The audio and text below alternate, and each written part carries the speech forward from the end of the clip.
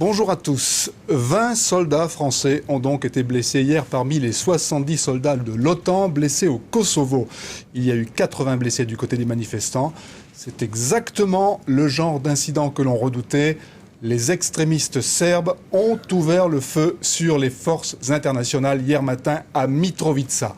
Un mois jour pour jour après l'indépendance autoproclamée du Kosovo, les Serbes se rebiffent, ils se rebiffent les armes à la main.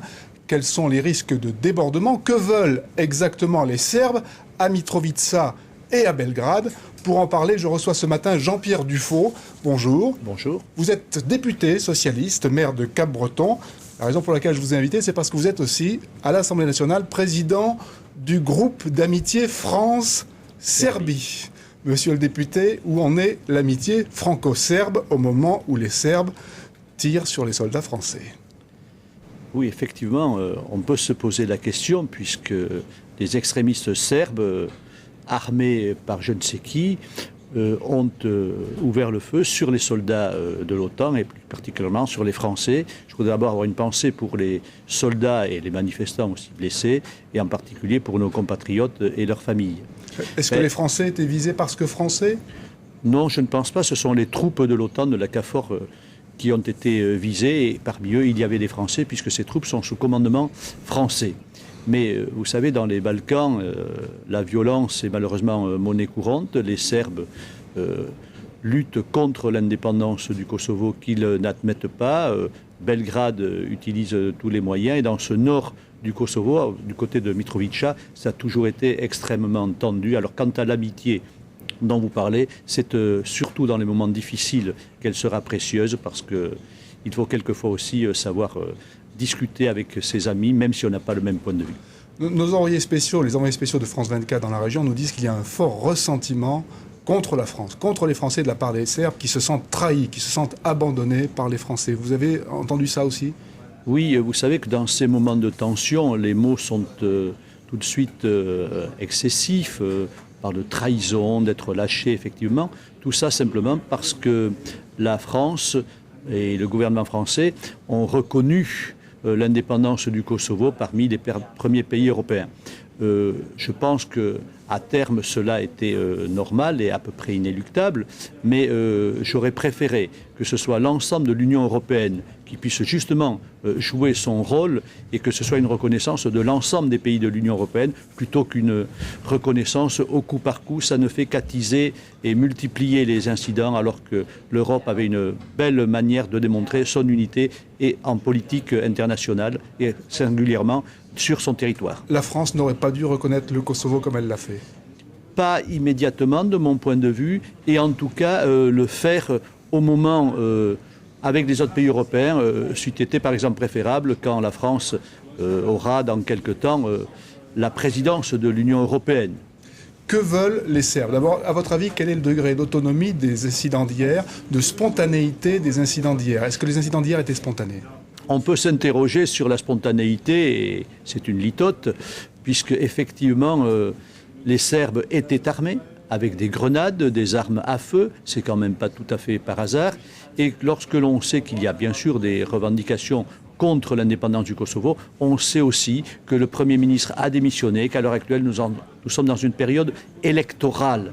Et on peut, selon l'expression habituelle, à qui profitent ces incidents, sinon aux tendances extrêmes. Et dans une tension internationale de ce type, les élections au sein de la Serbie jouent un rôle majeur. C'est-à-dire qu'il va y avoir des élections effectivement en Serbie le 11 mai, car le gouvernement vient de tomber.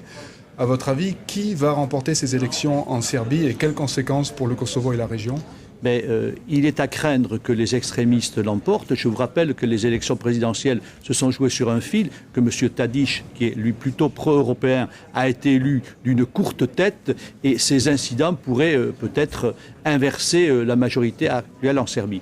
Donc dans les semaines qui viennent, l'amitié dont vous parlez et toutes les forces doivent converger pour que la raison l'emporte, mais la raison quand les sentiments sont tellement exacerbés, et que, effectivement, la Serbie fasse plutôt le choix de l'Europe que celui de la violence et de la dérive. Mais au nom de l'amitié franco-serbe, quel message pouvez-vous faire passer à ce stade à vos amis serbes? Bien, nous allons d'abord les contacter, leur faire passer un certain nombre de messages et leur expliquer que reconnaître l'indépendance du Kosovo, ce n'est pas une déclaration de guerre à la Serbie, bien au contraire, et que les liens d'amitié avec la Serbie demeurent et que notre tâche sera de faire en sorte que la Serbie, bien sûr, et que l'ensemble des pays des Balkans, le plus tôt possible, en fonction de leur évolution, puissent intégrer l'Europe. Je crois qu'il y a un signe fort à leur envoyer pour leur dire « oui, vous êtes des pays européens, oui, vous entrerez dans l'Europe au rythme qui sera nécessaire, mais il faut leur donner cette assurance. Je crois que maintenant, il faut... Mais ça ne les intéresse pas, a priori, ça ne les intéresse pas. On leur a laissé le choix entre l'adhésion à l'Union européenne et le Kosovo, ils ont choisi le Kosovo. C'est pas si simple, puisqu'ils ont voté pour M. Tadic, qui, lui, a annoncé clairement qu'il était favorable à l'intégration européenne. Non, ce que je crois fortement, c'est qu'on vit un moment intense d'exacerber dans la violence, mais que, à terme, tout le monde sait que les Balkans ont intérêt à entrer dans l'Europe et puis que l'Europe doit effectivement retrouver ses frères des pays balkaniques. Ça permettrait peut-être, si on traitait le problème sur l'ensemble des Balkans, d'éviter ce qu'on appelle quelquefois l'effet domino en Bosnie-Herzégovine ou en Macédoine ou ailleurs. C'est l'ensemble du bloc qu'il faut traiter en même temps, même si ensuite ça se fera par palier, comme ça s'était fait pour la Grèce, pour l'Espagne et pour d'autres. Ce n'est pas un monde à part. On a l'impression qu'on a traité le bloc de l'ex-Yougoslavie et qui restait le dernier, le plus difficile. On a gardé le plus difficile pour la fin, en quelque sorte. Mais l'a-t-on vraiment traité? On l'a traité en reconnaissant les indépendances, ce qui est peut-être un passage obligé. Mais au-delà de ces indépendances, il faut voir quand même la taille de ces pays à l'échelle des puissances européennes de nos jours, il faut donner une dimension qui est celle de l'ancienne Yougoslavie. Je crois qu'on va finalement regretter peut-être d'avoir perdu l'ancienne Yougoslavie, qui avait un bloc homogène et une réalité. Et je crois qu'il faut retrouver cette réalité au sein de l'Europe, même si ensuite il y aura des États indépendants.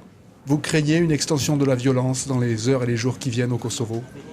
Je dirais que ce n'est pas à exclure et je la crains bien évidemment parce que cette violence n'amènerait rien de bon, elle entraînerait forcément une réaction, elle ne ferait que reculer tous les processus et on aurait un foyer de tension supplémentaire. Personne n'y a intérêt, surtout pas les Serbes, surtout pas les pays balkaniques, pas davantage les Kosovars. Vous savez, quelle est la valeur supérieure à la paix ?